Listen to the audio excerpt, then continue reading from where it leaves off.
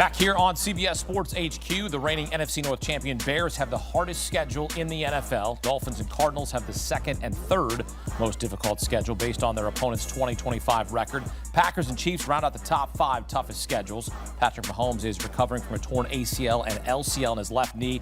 On track, though, to play in the season opener when they face the reigning AFC West champion Broncos on Monday Night Football.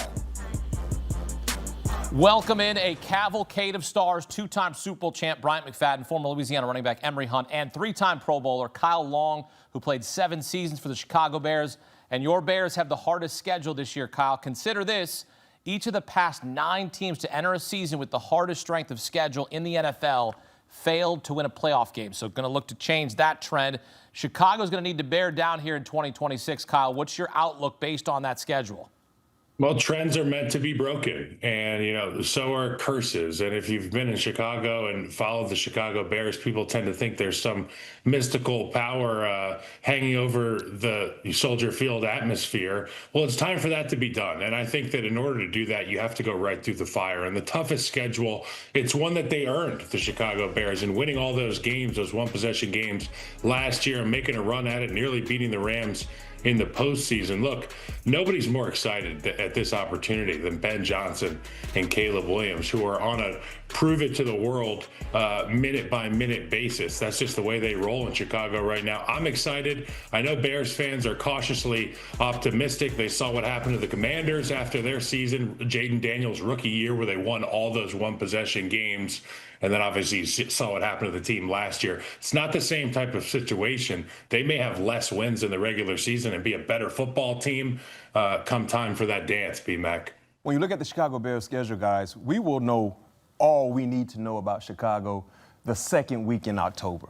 When you look at their first 5 ball games, in the midst of that 5-game stretch, they're playing 3 playoff teams from a year ago: Carolina, Philly, and the Green Bay Packers. And outside of those playoff games, you look at the divisional opponents they have in the first 5 weeks as well. Minnesota at the Green Bay Packers, right? So this is a telling sign. By week 5, ladies and gentlemen, we will know all we need to know about this version of the Chicago Bears under Ben Johnson, quarterback Caleb Williams. I am not worried, guys, about the Chicago Bears because they're built the right way. They're built right along the line of scrimmage. O-line, D-line, Kyle Long knows that perfectly. And I also love the defensive improvements. They did a great job getting better defensively, especially in the secondary. Dylan Dieneman of Oregon, the rookie safety, coming in, making big plays. You bring in Deion Bush, who had a fantastic season last year with the Cleveland Browns. And up front, they're getting significantly better and deep on the defensive line, interior defensive line. And I love the fact that they drafted Logan Jones out of Iowa at center. He's right now the center, the number 2, but he has a chance to be that starter behind Bradbury at some point in time. But I think this team can run the football. They got better on defense, and those things travel well and play well at home. And expect a huge year out of Colston Loveland, a full healthy season. He could be an absolute star getting the ball from Caleb Williams as the tight end there. Bears haven't won a playoff game in back-to-back seasons since 1984-85. Last season, the Bears beat the Packers in the wild card round. Speaking of Green Bay, the Packers have the 4th toughest schedule in 2026, expected to get Micah Parsons back earlier in the season, returning from an ACL tear. B-Mac, looking at the Packers' schedule, what stands out to you? For me, guys, it's week 2. I think when you look at the first 5 games of the schedule, week 2 is the most intriguing game for me with the Green Bay Packers, and here's why. First game is against the Minnesota Vikings, a divisional foe on CBS, right? When you look at divisional matchups in the NFL, they're like college rivalries. You have to throw records and resumes out of the window because they know each other extremely well. But when you look at week 2, regardless of what happens week 1, you're playing against a team with a lot of unknowns in the New York Jets on the road. And you have a short week right after New York. So let's say there's a hiccup between the Jets and the Green Bay Packers. Now you look at that Atlanta game like, wow, they're vulnerable. They're especially not knowing the status of Micah Parsons and where he will be. So when that Jets game for me is the most intriguing game when you look at the 5-game stretch, because good teams in the National Football League, they beat the teams they're supposed to beat, right? And one thing we know about the early part of the season, that's usually the time of unknowns, upsets. So I'm looking at that week 2 game as a very, very intriguing game for the Green Bay Packers to kind of set the sign for what they will be the remainder of the season? I can't look past week 1 because we look at a division last year in the NFC North where all teams had winning records and only 2 of the 4 made the postseason. And right now, when you look at the offensive line that we've seen from Green Bay, they have to protect up front. Can they be consistent? And they're going to get a test early in their week 1 matchup versus the Minnesota Vikings with Caleb Banks and also big citrus Dominic Orange up there on the defensive line. And we know they have a new quarterback in Minnesota, and we saw the Minnesota Vikings do a solid job competing within a division. Again, this is a team that had a winning record. So if you're Green Bay, I feel like you can't get off to a slow start. You have to really get out of the blocks right away, and we're going to learn a lot about their offensive line and defensive line, more so in week 1 against that very aggressive Vikings defense. Emory, I think those are some great points. And B-Mac, you and I can speak to this. When there's a new guy on the schoolyard and he comes in flexing his muscles a little bit, you got to handle business immediately. Or the totem pole changes. In this case, Kyler Murray enters Minnesota. Kevin O'Connell, brainiac up there looking to just press that Justin Jefferson button until the dang controller's not working anymore. And I don't blame him. The Green Bay Packers have their work cut out for them. They don't know what kind of offense they're going to be going against. Obviously, it's going to be tailor-made for Kyler Murray in Minnesota, and I'm under the assumption that he is going to be the guy, and he should be the guy. But this Green Bay Packers team, they're as dangerous as anybody in the NFC North, and that Christmas matchup looms large. In Chicago, Week 16, there's going to be a ton of those heavyweight fights, 14, 15, 16. That Week 15 CBS schedule is pretty nuts, guys. We get a Super Bowl rematch in the season opener when the Patriots visit the Seahawks on Wednesday, September 9th, the second time in 75 years the NFL has opened its season on a Wednesday. Patriots enter the season with the 6th hardest strength of schedule, 1 year after playing the easiest strength of schedule. And consider this, weeks 1 through 4, hardest week 1 through 4 strength of schedule entering a season since the 1986 Eagles. Emory, the big storyline here, how will the Patriots handle a tougher schedule starting with a Super Bowl rematch? That might be the second biggest storyline, if we're being honest. You know what I'm saying? But on the field. I will say this. Yes, you're right. Because that was the thing that carried them, that we heard all throughout last year, right? They ain't play anybody. Their schedule is weak. Well, you get a test right out of the gate, a Super Bowl rematch. I love the fact that we get that initially because of how that game looked for all of us. We were upset watching that Super Bowl game and seeing them not play their best. And then you get the Steelers, who have a very good defensive front seven. And I like the fact that they get to test early and see how well this team is going to respond. They did some revamping around the offensive line. We'll see if they'll still be able to run the football like they did last year toward the back end of the season. That was a big part of their offense. But I'm more interested to see how they play up front. I think that's going to be the biggest key. Seattle got to take advantage of a banged-up Will Campbell, and now we'll see how healthy he is when he was playing well as a rookie. And this is the test that they want to pass. Even though it's not the same parameters, nothing is on the line, it's just week 1. But I think this is the biggest battle to see for the Patriots offensive line. I cannot give you enough kudos for mentioning that young man, Will Campbell, was dealing with injury, Emory, because there were so many people quick to point the finger and quick to put that red line through his name.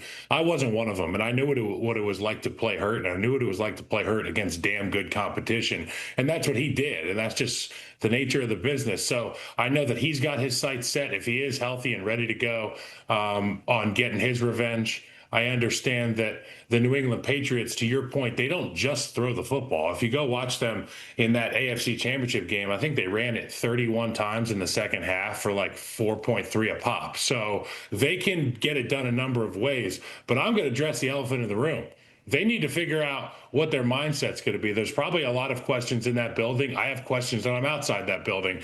I can't imagine being a player right now in that building with the distractions. They need to nip that in the bud and move forward because, as you've alluded to, this schedule is very, very difficult, and they're still a young football team. Do you think the players actually care about that? Like the off-field drama right now with Mike Vrabel? I think we're all human beings. I think we're all human beings, and everybody is, nobody is immune to having an opinion or, a judgment. I absolutely agree with that. To me as a player, it's like, look, people are going to do stuff, right? Like, you can't be concerned about everybody's business. I feel like you got to go out and handle your business. Yeah, I think the biggest question I have for the players in the locker room, will the outside noise become a distraction in terms of... But that's going to be an easy narrative if they lose a couple games. Well, there's a distraction. But you got to handle your business on the field. But it's not just about the players handling the business. Yeah. The coaches got to be all Agreed. on the same page also.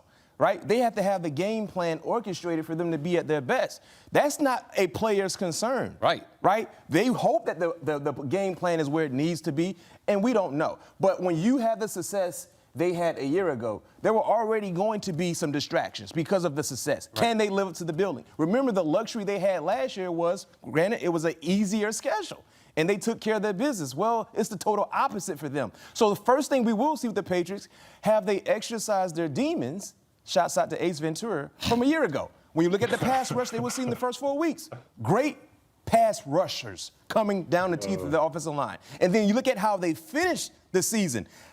Detroit, abroad, Munich. Then you got the Chargers, you got Buffalo, you got Minnesota, you got Kansas City, along with the Denver Broncos. They start the season in some hell, to say the least, and they finish in hell also.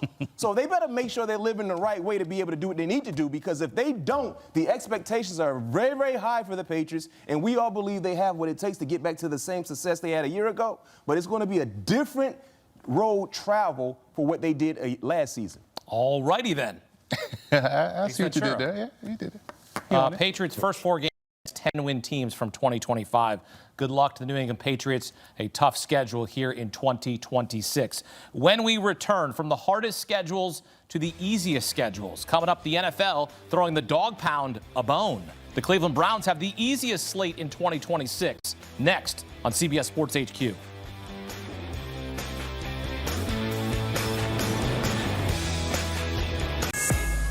The NFL throwing the dog pound a bone. Throw them a bone. Cleveland Browns have the easiest schedule in 2026, coming off a 5-win season. Got a new head coach, bringing in former Ravens offensive coordinator Todd Monken. Saints, Bengals, Colts, and Falcons round out the top 5 easiest schedules in 2026. All right, back here with Bryant McFadden, Emory Hunt, and Kyle Long. Browns have the easiest schedule in 2026. Deshaun Watson, Shadur Sanders battling for the starting job, but we're hearing Watson is the front runner. Of course, he's getting paid. He's in the final year of his 5-year, $230 million deal, Emory. What's your outlook for the Cleveland Browns? Good season for the Browns. I think they could win 10 games. I love the way the 10 games? 10 games. I love the way the schedule sets up for the Browns because of what they did in the offseason. They totally revamped their offensive line. Zion Johnson, Elton Jenkins, Titus Howard, tremendous talent, Spencer Fano, good offensive line up front.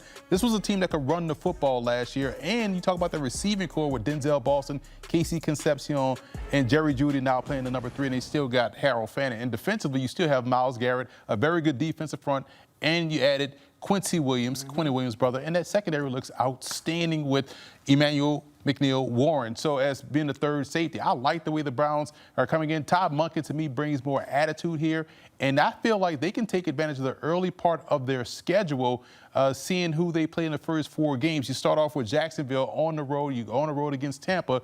I think they can get Jacksonville because of how inconsistent the Jags have been, especially with running the football now that there's no Travis Etienne in the backfield anymore. But I feel like this team, with 2 of the 4 games at home, have a chance to make something happen. I know, B-Mac, you're looking at me crazy because you see that home game against the Steelers on Thursday night. Who they beat last year to not win? Yeah, we don't. Oh, all right, yeah, you forget about. I'll forget about that too. So I will say this: the Browns have a chance to get off to a 3-1 start before they go to New York to take on the Jets. I think this sets up nice for the season. I'm a Browns fan, and I'm thinking it's a 1-3 start. Emory said 10 wins, so that basically tells all of us the Browns will win the division. I didn't say that. I mean, 10 wins will probably get you a division. The Ravens will win 11. Right? I'm just saying, if you're in that hunt, I'm a bit surprised. I think they will be a more competitive team because I love what they've done the last 2 years in the draft. They've nailed it, right? You look at some of the players they brought in. But the most important and I guess concerning thing with the Browns is the quarterback. Not to me. Right? It is because it's been an issue for how long? Ever. How old are you? I'm 45. It's been an issue for 45 years, it feels like. That's how long it's been. The quarterback has been an issue for the Browns. So why do we believe it won't be an issue this year? Not that long. Right? Shout out It feels like it's been 45 years. I'm talking about dog years. So that's why I'm a bit concerned, Kyle. I can't go with Emory 10 wins just like Look, that, Kyle. I'm sorry, I can't. I don't know about Didn't you. you hear Emory just give his Lake Erie TED Talk on the Cleveland Browns? The dog pound is in the house tonight. We got 2 dog pound fans clearly on the desk with you. Look, the reason that whoever it is rises to the top in that quarterback room is going to enjoy some level of success is because of the pieces that the Cleveland Browns management has put there for whoever it is picks up the sword, Excalibur, when he lifts it out. It could be Deshaun Watson. It could be my guy Gabriel. It could be that 6'10" guy out of the SEC, Green. That guy is a monster. I mean, I want to see all these guys play.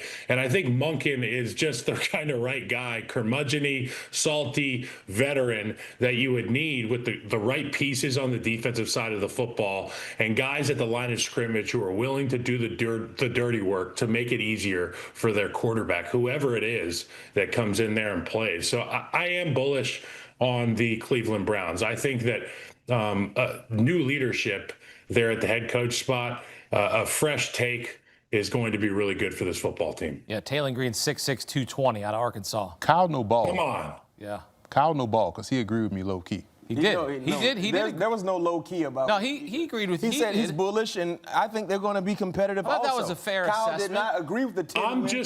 I'm a big fan of superhero movies, and I like the ones where the superhero gets to win. And Myles Garrett has been fighting crime for some time along the Great Lakes. Yeah, he's a big fan of the superhero movies. Big fan of dinosaurs as well. Browns AFC North rival Ravens also have a new head coach, Jesse Minter. Baltimore has the 9th easiest schedule. After missing the playoffs, Ravens certainly have high expectations. Win total set at 11.5. Marquee game in Week 3 facing the Cowboys in Brazil on CBS. B-Mac, we look at the schedule here. Do you see 12 wins on Baltimore's schedule? No, I don't. I don't. Double-digit wins, yes. I'm more inclined to agree with that number, but not 12. And here's why. What will we see from this passing game, right? Have they added enough arsenal for them to be more prolific in the passing game? And then defensively, have they improved? Will the secondary be better?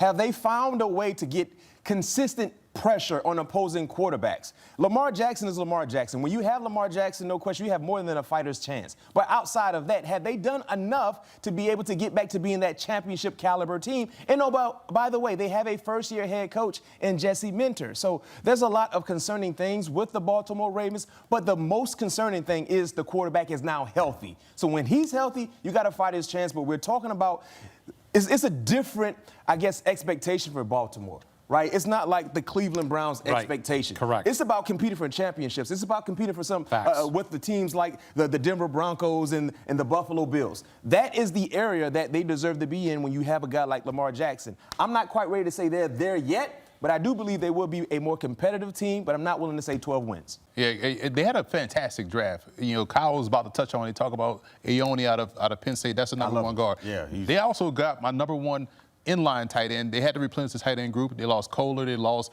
Likely. Matt Hibner out of SMU is going to be a phenomenal player. Elijah Surratt, Jacoby Lane, 2 phenomenal wide receivers, big body guys that can win back shoulder, win above the rim, gives them something that they don't have currently on the roster. And defensively, bringing in both Trey Hendrickson and drafting Zion Young out of Missouri, tremendous talent. And don't forget about Chandler Rivers, whom they got in the 5th round slot corner out of Duke. So the biggest thing for me about Baltimore is not about the talent.